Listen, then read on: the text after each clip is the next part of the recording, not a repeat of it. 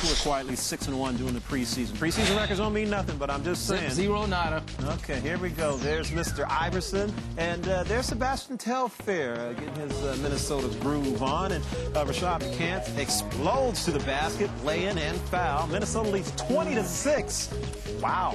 We see in the first quarter, Iverson threads sweet pass to Nene.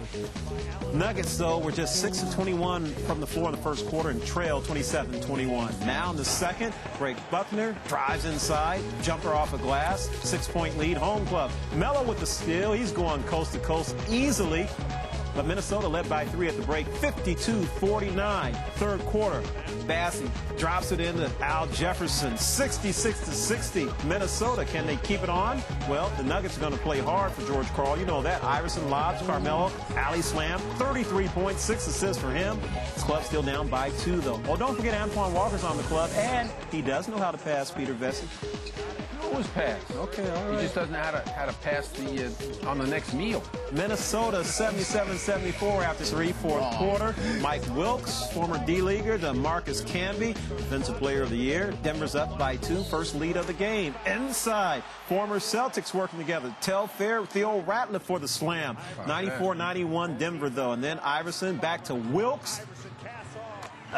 Give it back to the man. 24 points for him, and the Denver Nuggets are able to handle their business.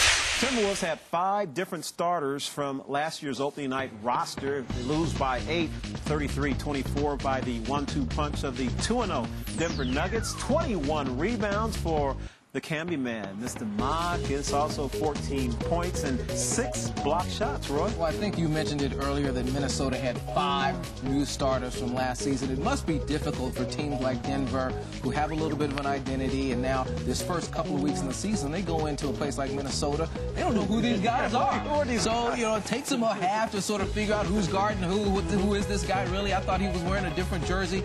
Then the talent and the team ultimately prevails. So this was the type of game where it looked like Denver didn't quite know who they were playing.